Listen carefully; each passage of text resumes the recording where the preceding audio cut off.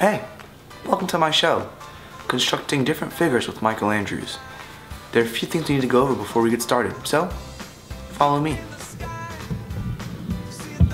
There are a few materials we need before we start constructing our different figures. So, let me show you what those are. A compass, preferably stainless steel. A clear protractor to measure your angles. And lastly, a stainless steel pencil. With these three materials, you're ready to go. Now let's go on to the angle bisector. So first you want to start out by drawing a simple angle. It can be any degrees.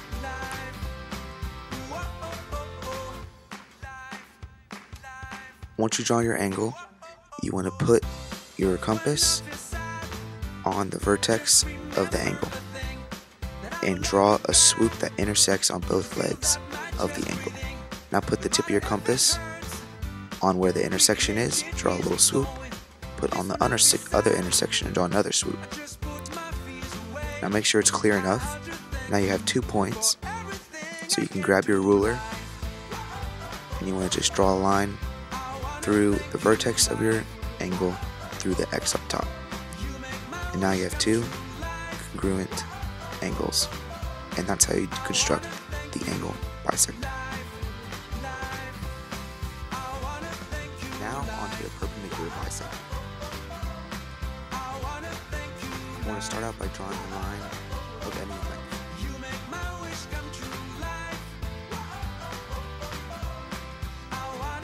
Once you draw that line, just put points on your endpoints so you know where they are. You can label them A and B. Now get your compass and put the pointy part on point A and extend out the compass larger than the halfway mark of your segment, and draw an arc long enough to where when you put your compass on point B, keep the same length of your compass, draw the same length arc, and as you can see they're long enough to where they both intersect.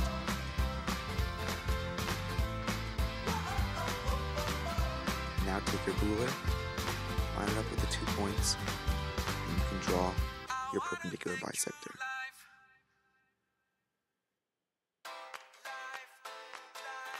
Once you draw that, just mark those points of the perpendicular bisector C and D, and now you can see that DC is a perpendicular bisector to AB. Now on to the line perpendicular through a given point. So you're going to start off the same way as a perpendicular bisector. Just draw a segment and put a point anywhere above the line, and I label it X for this demonstration. Next, you want to grab your compass, put the point on point X, and make your compass a little bit longer than the end of that line, and draw a swoop so it intersects with your first segment. Move your compass, keep the same distance, and draw another swoop, just long enough to where it intersects with your original segment. Now just mark those 2 points so you can see clearly where they are.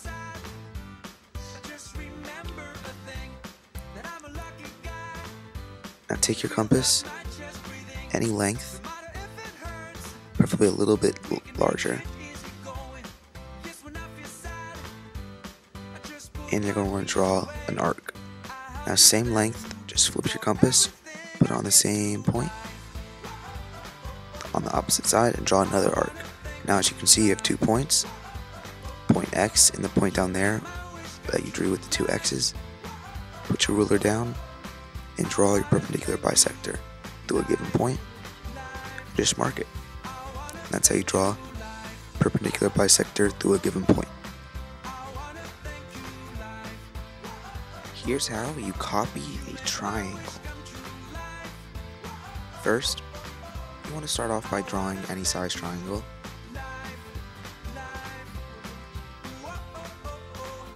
Make sure you use a straight edge so all your lines are perfectly straight.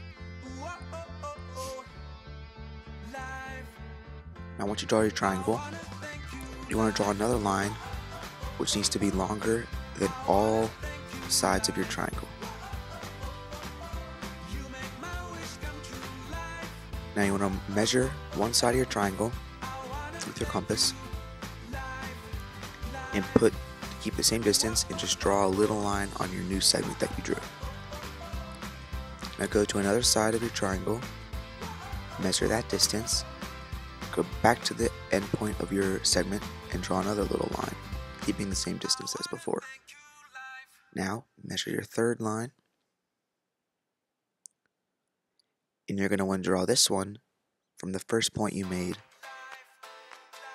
on your segment.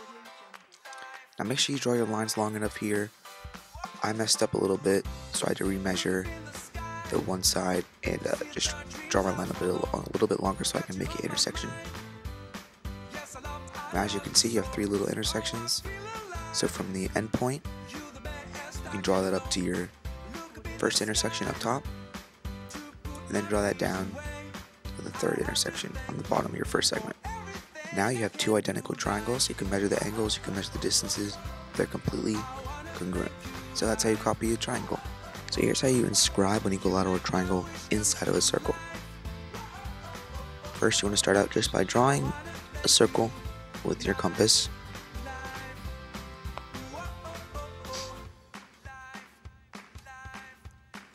And then you want to mark any point on your circle.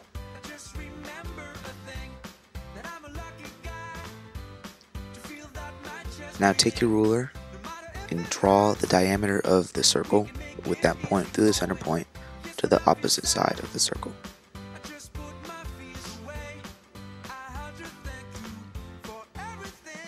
Now once you have that, draw another circle without moving your compass from the point that you marked on the edge of your circle.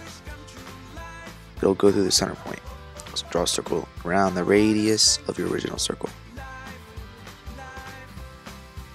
And don't forget to keep the same size as your first circle that you drew.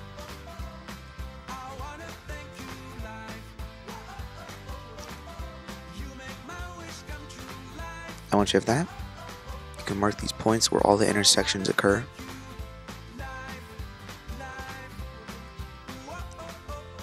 And then mark that last point on the diameter of your circle. And now you have 3 intersections, and you can draw your equilateral triangle. So draw the first one right here. Move your ruler around. Draw your second side right there.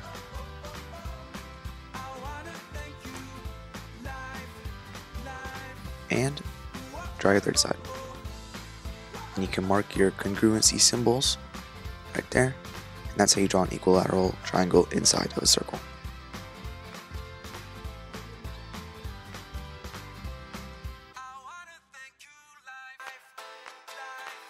So here's how you draw the medians of a triangle. You're just going to want to draw any size triangle.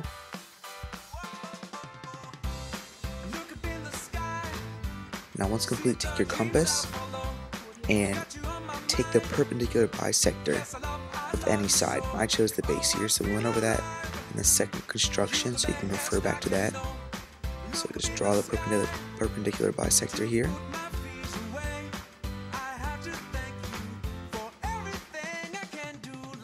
Just make sure you draw your lines long enough so you can draw a perfect intersection right through there. Just take your ruler and your pencil and line it up and just draw that perpendicular bisector. So there you have it. Now you're not done yet. From the top, any vertex, just draw a line. That top vertex, draw the line straight right down to where the perpendicular bisector creates the intersection. Now you can do the same thing for all other sides. Take the perpendicular bisector and look at a median right there and a median right there, and in the center, that's the orthocenter. There you go. Here's how to do square inscribed in a circle. So you want to start out by drawing a pretty big circle. And as you can see here, my compass flies out of my hand, but that's fine. I have a pretty sharp compass, so I line it back up in my center so I see where it is in the indent of the paper. And I finish my circle right here. So once you're done with that, you're going to want to get the diameter of your circle. Not the measurement, you just want to draw out the diameter. So you're just going to find a point on your circle, mark that, and then mark the center point on your circle so you can see the line. Just draw that line all the way through, and that is your diameter. Now that's actually going to be the diagonal of your square.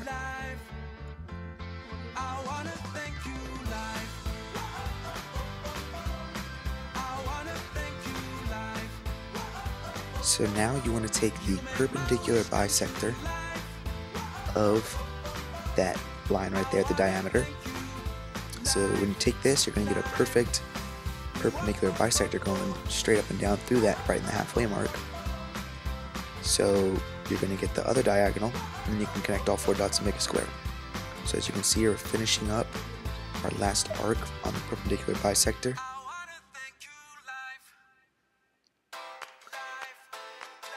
Now you can draw the other diameter right through these 2 intersections. Make sure they touch the circle so you can see where you need to connect your 4 dots for the square. So draw that right there. Make sure it's nice touching the circle. So now you can see if we connect these lines, it may not look like a square at first because it's sort of diagonal. But once we turn it at the end, it's going to look perfectly like a square inside of a circle. So just finish up connecting these lines.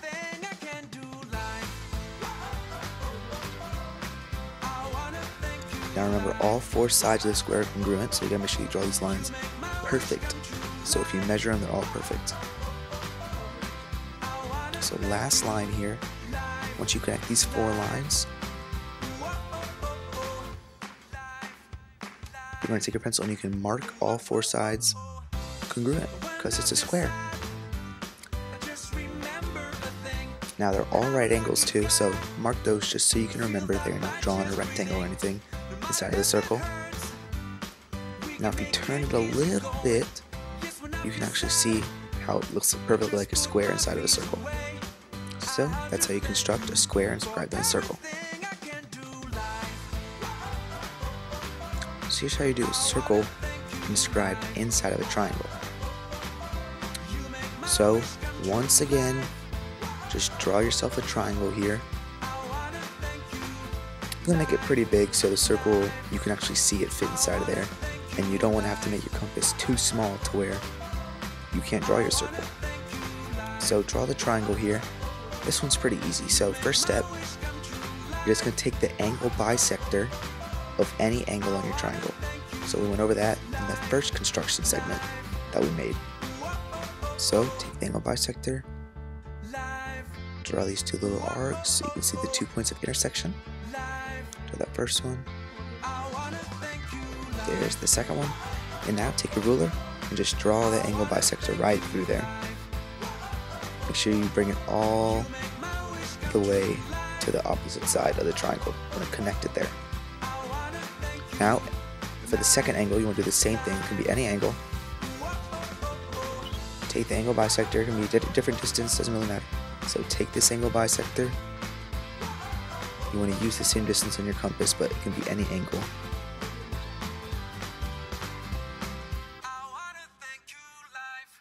So now as you see, we constructed the angle bisector for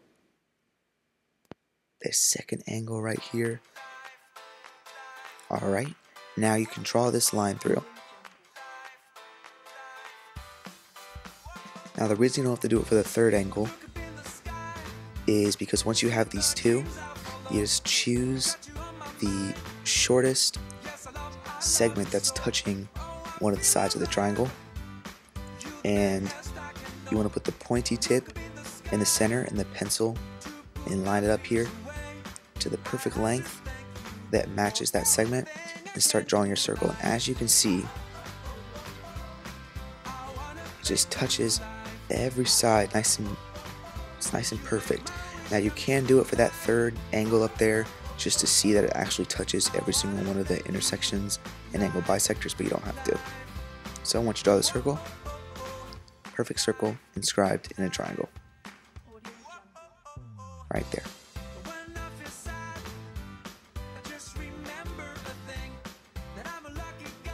Now here's how you draw a hexagon yes, a hexagon inside of a circle. First, you want to start out with drawing a circle. This one you want to make pretty big, because a hexagon looks pretty cool when you draw it big. 6 sides, you know. So once you draw your circle, you're going to get your pencil and you're going to mark any point on your circle. And this will be basically the radius. So you're going to take your compass and measure out the radius from the center of your circle to that point you drew. And take that measurement and now go to the point you drew, keep the same measurement, and draw a little swoop, a little arc. Move to that point, draw another little arc. And then move to that new point and draw another arc. Now what this is doing, you're keeping the same distance. Now you're evenly spreading out the distance across your circle. Now you're about to get back to the original dot you drew, so just draw one over that dot. And there you go. So you're like, this is an hexagon. Well, not yet. So mark all those intersections where you drew the little arcs on there so you can see them clearly. Take your ruler and start connecting these dots, just the ones that are right next to each other. You connect them all the way around. There's one. Line it up.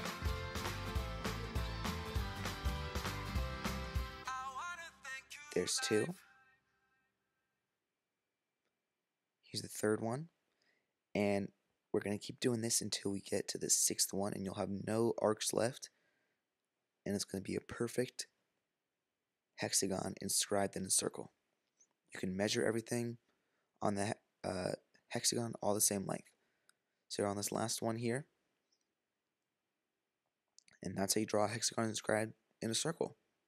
There's 1, 2, 3, 4, 5, 6 sides. So let's get on to the cooking portion.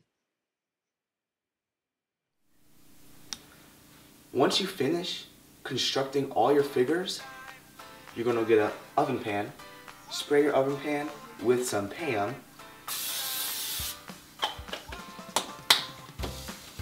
And lay all your different constructions in the pan.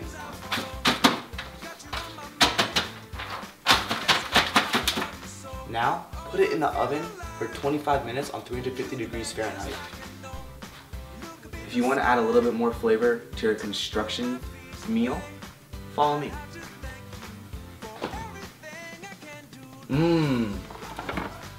Thai Cajun sauce is my favorite. It makes the angles all combine together, makes a really good flavor. So add some of this on it, you'll be set. Thai sauce.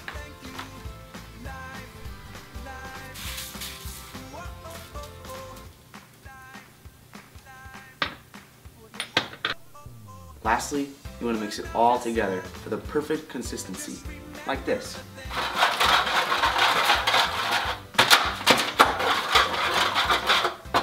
Now, we can put it in the oven.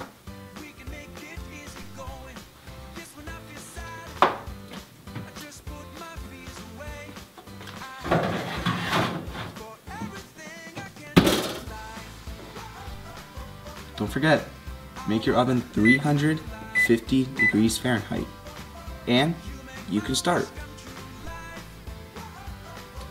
Now, it's going to take about 25 to 30 minutes, but I have one that we prepared before the show to show you guys how it looks and how it tastes. So, let me get that from the fridge. Wow. As you can see, guys, really great consistency. It looks great. It's probably going to taste great. The chocolate and whipped cream and all the Thai sauce really brought it together. The colors are beautiful. Let's give this thing a try. Okay, guys, Michael Andrews back here again. Time for the final taste test. I'm really excited.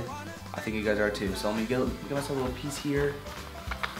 Oh yeah, this is a nice big piece. Put this on the plate. It's better to eat with a spoon. Now we're gonna test it. Okay guys, I got myself a pretty big piece here. Time for the taste test. So, let's taste it. Oh my.